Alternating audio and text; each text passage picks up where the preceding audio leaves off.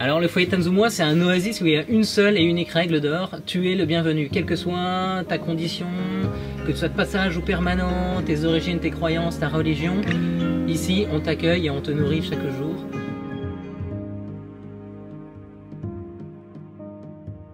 On est à Madagascar, dans un des pays les plus pauvres du monde. Et l'objectif, c'est d'aider des personnes qui partent d'une situation très difficile, comme par exemple le handicap, pour les mener vers l'autonomie.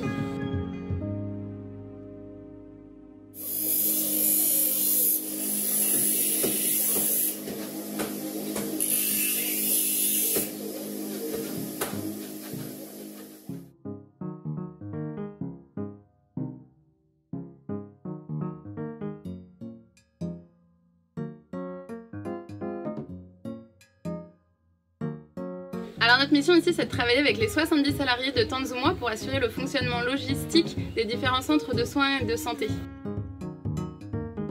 Par exemple, on accueille plus de 120 jeunes qui sont là pour apprendre un métier. Certains choisissent la couture et la broderie. Et franchement, c'est épatant de voir le travail qu'ils sont capables de fournir au bout de 3 ans de formation. Je donne quelques cours de français aussi à des élèves en post-bac. Ici, on est dans un pays francophone, mais au-delà de ça, c'est vraiment très important de pouvoir parler français pour trouver un boulot. Et voilà.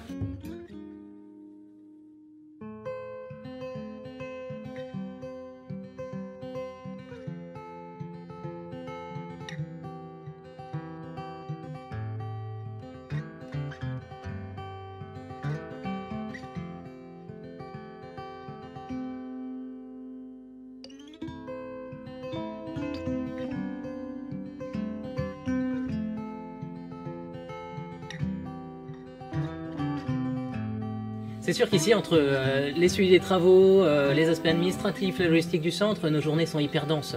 De 7 h à 19 h, ça n'arrête pas, ça choque en plus. Il y a souvent son lot d'imprévus à chaque jour. Par exemple, devoir partir en 4x4 au fin fond de la brousse, aller chercher un malade, ça prend tout de suite 3 heures de temps. Les jeunes qui ont étudié à la menuiserie, voilà, certains ouvrent une boutique et réussissent à devenir autonomes et c'est impressionnant. Voilà.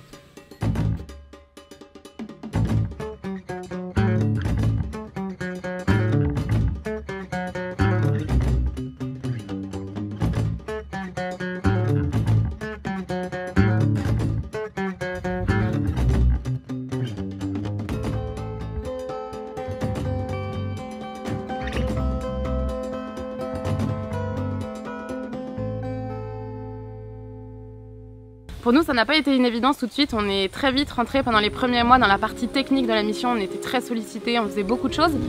Et au bout de quelques mois, on s'est posé et on s'est rendu compte qu'en fait, l'important dans la mission, c'était pas ça, mais de pouvoir vraiment être disponible pour toutes les personnes qui venaient ici. Et alors nous, au jour le jour, on est toujours frappés par à la fois la grande détresse des gens qui viennent jusqu'à notre bureau et qui demandent voilà, un peu de chaleur et de réconfort, et à la fois cette si grande espérance et ce grand calme qui règne au foyer. C'est pas évident tous les jours, il faut apprendre à accueillir la personne qui arrive avec tout son cœur, à un moment où on est en train de faire quelque chose d'autre. Lui consacrer du temps, et ça c'est vraiment pas évident. En fait, on était beaucoup dans le faire et petit à petit il faut apprendre à vivre dans l'être avec la personne qui nous entoure.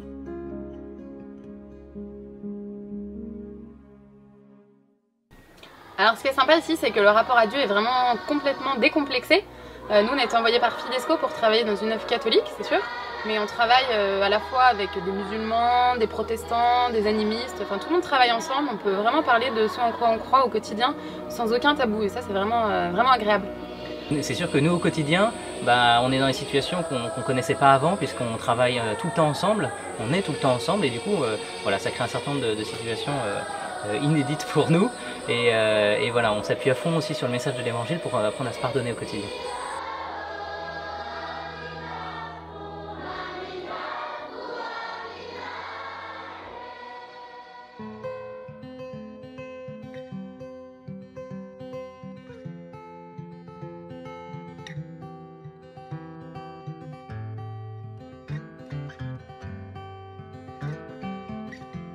On arrive ici, on est blanc, c'est pas forcément une très bonne image qu'on véhicule. Il faut donc apprendre à trouver sa place. Alors nous, très vite, on s'est mis au malgache. Ça nous a permis de pouvoir vite échanger avec les gens, et en fait, apprendre une langue, c'est déjà aussi un bon moyen pour s'intégrer et puis connaître une nouvelle culture.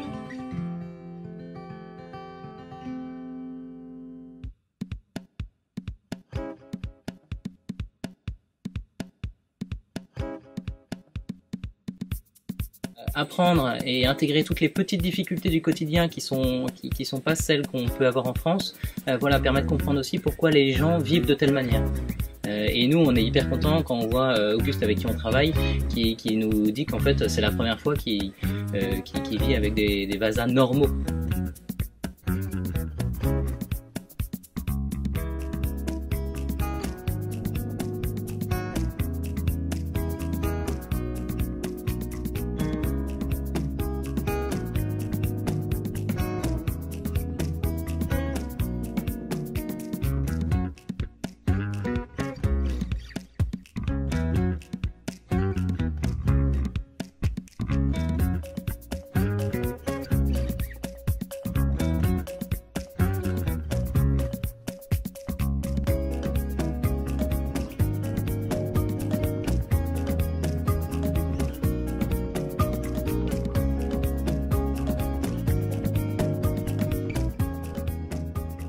En fait, partir en mission pendant 2 ans, si on veut vraiment vivre avec les gens, ça implique de devoir casser des barrières intérieures. Et puis c'est sûr qu'en rentrant en France, on pense pas révolutionner le monde, loin de là, mais on espère que les 2 ans qu'on a passés ici, ça nous permettra de se laisser interpeller au quotidien par les gens.